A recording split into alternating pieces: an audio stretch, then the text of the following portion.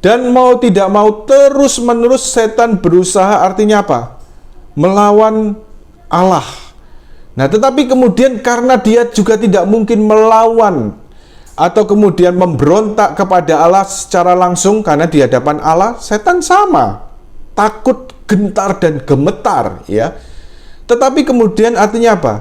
Yang menjadi fokus perlawanannya yaitu apa? Yang dicintai oleh Allah, yaitu manusia yang diciptakan Allah menurut gambar dan rupa Allah. Nilai satu jiwa itu sungguh-sungguh berharga. Nilai satu jiwa, keselamatan satu jiwa yang sudah ditebus oleh darah Tuhan Yesus dari atas kayu salib, nilainya apa? Jauh lebih besar daripada seluruh isi dunia ini.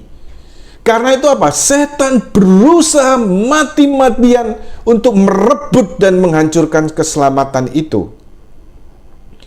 Dan karena itu tidak heran, ya ini sedikit keluar, tetapi kemudian kita lihat bagaimana kemudian Santa Teresa Avila, ya memang kemudian Santa Teresa Avila, Santo Yohanes Salib ini sama-sama dipakai Tuhan pada zaman itu untuk satu pembaharuan dalam gereja, dan kemudian Ordo Karmel pada khususnya. Nah, Santa Teresa Avila setelah kemudian mengalami vision neraka, ya jadi vision neraka, dalam menghadapi suatu gambaran realitas neraka itu, kemudian dia hanya bisa berseru, lebih baik aku mati 1000 kali daripada berbuat dosa. Karena apa? Santa Teresa Avila telah melihat sendiri bagaimana akibat dosa, yaitu neraka.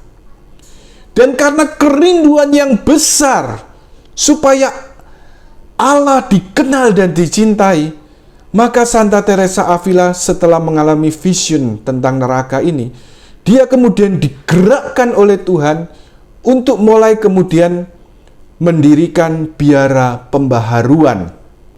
Tujuannya dalam pendirian biara, yaitu dalam buku Kisah-kisah Pendirian Biara yang ditulis oleh Santa Teresa Avila, tujuan dari pendirian biara-biara ini sebenarnya hanya ini, satu kalimat sederhana: mengasihi Allah atas nama jiwa-jiwa yang tidak mengasihi Allah.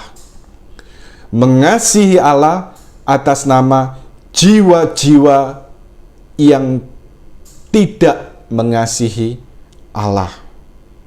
Dan saya rasa dari panggilan Santa Teresa Avila dan juga kemudian diteruskan oleh para suster-suster Karmelites, ya, kemudian dengan biara-biara pembaruan yang kemudian menjadi OCD, ya, Ordo Karmel Tak Berkasut ini. Tetapi semangat ini artinya apa? Perlu kita sadari, bagi kita yang dipanggil untuk berjalan dalam jalan-jalan doa, ya kita harus ingat bahwa sebenarnya ini bukan satu hal yang muluk-muluk. Tetapi sebenarnya ini apa? Panggilan untuk setiap umat beriman. Ya. Seperti dinyatakan gereja dalam dekretnya Lumen Gentium, ya. Seperti yang pernah saya ungkapkan dalam YouTube Cita-cita Karmel, apakah juga untuk awam, ya. Di situ gereja menyatakan bahwa setiap umat Kristiani apapun status hidupnya, ya baik klerus, religius ataupun juga awam, dipanggil pada kesempurnaan, dipanggil pada kepenuhan dalam cinta kasih. Intinya apa? Dipanggil pada kekudusan. Dan jelas-jelas surat Ibrani menyatakan dengan jelas, tanpa kekudusan orang tidak akan melihat Allah. Kemudian Tuhan Yesus sendiri juga tegaskan, haruslah kamu sempurna seperti Bapamu di surga adalah sempurna. Ya. Baik. Jadi dengan berbagai macam cara kita kembali lagi pada kerja dari setan ini untuk berusaha mati-matian menghalangi jiwa. Jadi dengan berbagai macam cara setan akan bekerja sama dan memperkuat dirinya dengan dunia dan daging supaya dapat menyerang jiwa dengan lebih hebat lagi.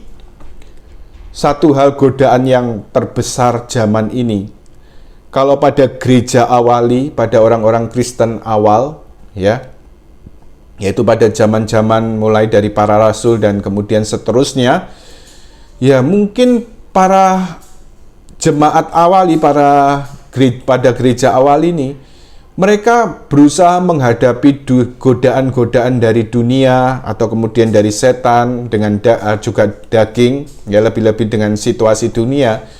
Mereka akan berusaha hidup ya dalam komunitas Kristiani, jemaat perdana, tetapi kemudian juga mereka akan berusaha menghindari tempat-tempat hiburan yang biasa didatangi oleh bangsa Romawi pada zaman itu. Ya, misalnya permandian-permandian umum, lalu kemudian Koloseum, atau kemudian juga ya tempat-tempat tontonan-tontonan kekerasan dan sebagainya, amfiteater dan sebagainya. Mereka cukup menghindari itu dan mereka juga bisa dilindungi. Tapi jangan lupa, bayangkan, bahkan di tengah kedahsyatan penindasan pada gereja awal ini kurang lebih 3 abad, bahkan begitu hebatnya pada zaman Kaisar Nero, tetapi selama 3 abad itu, di tengah penindasan, di tengah segala kedahsyatan penderitaan yang dialami oleh gereja awali, jemaat awali, mereka juga harus menghayati ibadatnya di dalam katakombe, ya jadi dalam makam-makam bawah tanah begitu ya. Nah, tapi kemudian bagaimana gereja dapat hidup dan terus bertumbuh? 3 abad, berarti berapa generasi itu? Dan apa yang membuat di tengah kesulitan, di tengah penindasan, di tengah kemudian penganiayaan itu gereja bukannya habis, tapi dapat terus bertumbuh? Ya, hanya yang memungkinkan gereja terus ada dalam situasi seperti ini, yaitu apa? Kuasa Roh Kudus. Seperti yang juga dinyatakan Santo Siprianus, seorang bapak gereja, darah para martir adalah benih orang Kristen baru. Bahkan segala penindasan, penganiayaan yang dikerjakan oleh dunia, setan atas umat Kristiani dalam berbagai sejarah gereja di berbagai daerah, ya bukan membuat umat Kristen habis, tetapi justru makin bertumbuh dan berkembang. Tetapi satu realitas godaan yang begitu dahsyat juga zaman ini, jangan lupa, juga melalui segala sarana yang satu sisi merupakan tanda kemajuan, yaitu apa?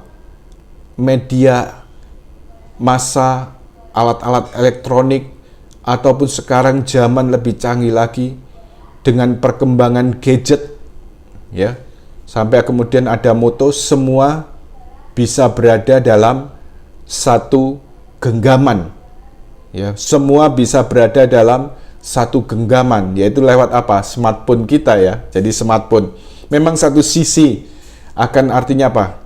Menjadi sarana yang efektif untuk menyatakan kasih Tuhan, ya, untuk pewartaan Injil, tetapi satu sisi juga godaan melalui gadget ini, melalui smartphone ini juga luar biasa. Nah, baik. Jadi artinya apa? Segala isi dunia, segala godaan dunia, godaan setan, semua juga bisa kita dapatkan melalui perkembangan teknologi zaman sekarang ini. Tetapi satu hal juga seperti yang ditekankan gereja dalam berbagai kesempatan, juga melalui paus, artinya apa? Kita juga harus apa? Mulai juga melayani dan mewartakan kasih Tuhan, mewartakan Injil ini juga melalui dunia virtual, ya, jadi dunia sosial media, Ya, jadi melalui smartphone dan sebagainya. Baik, sekarang akan kita lanjutkan dari komentar Santo Yohanes Salib ini. Yang dapat mengalahkan setan hanya kuasa Allah, dan hanya cahaya ilahi yang dapat menyingkapkan tipu muslihatnya. Oleh karena itu setan hanya dapat dihadapi dengan doa, penyangkalan diri, dan kerendahan hati.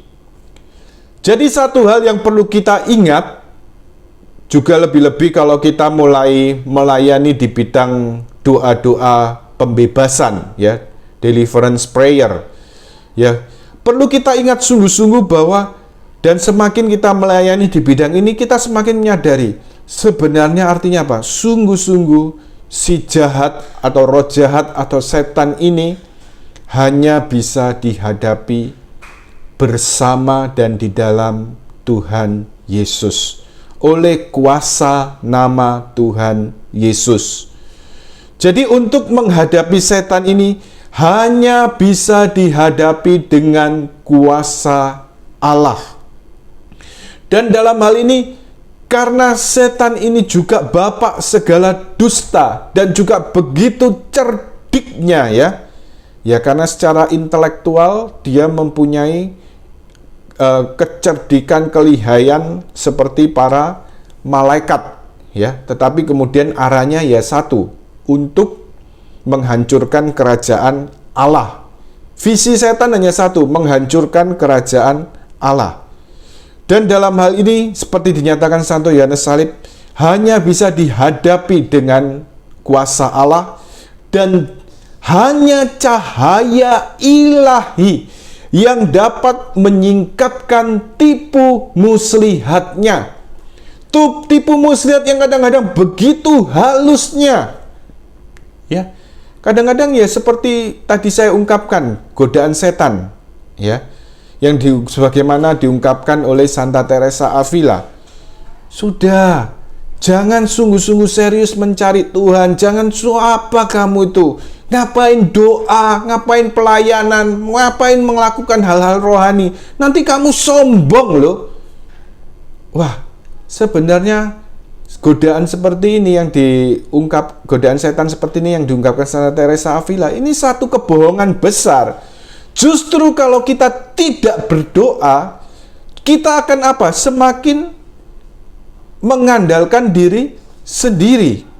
Tetapi kalau kita sungguh-sungguh berdoa, kemudian juga dikatakan di sini oleh Santo Yohanes Salib, menghayati doa penyangkalan diri dan kerendahan hati, kita akan menyadari bahwa kita tidak bisa berbuat apa-apa tanpa Yesus.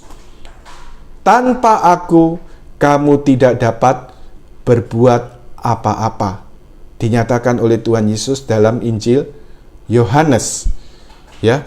Jadi sebenarnya kebohongan yang dinyatakan setan dengan godaan seperti itu, atau mungkin yang lain, ya, sudah jadi orang Katolik biasa-biasa aja, cukup kamu ke gereja, ndak usah muluk-muluk, membumi aja, ya. Tapi ini sebenarnya apa? Godaan setan dan godaan dari dunia ini, yang sungguh-sungguh melemahkan semangat, yang menghalangi orang untuk mulai berani untuk berjalan, dihalangi. Apalagi orang dapat terus bertekun, ini juga dihalangi.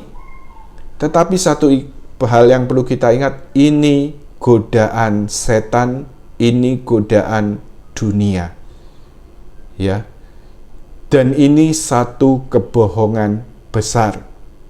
Justru hanya semakin berpaut pada Allah, hanya di dalam Allah saja, hanya melalui jalan doa, ya.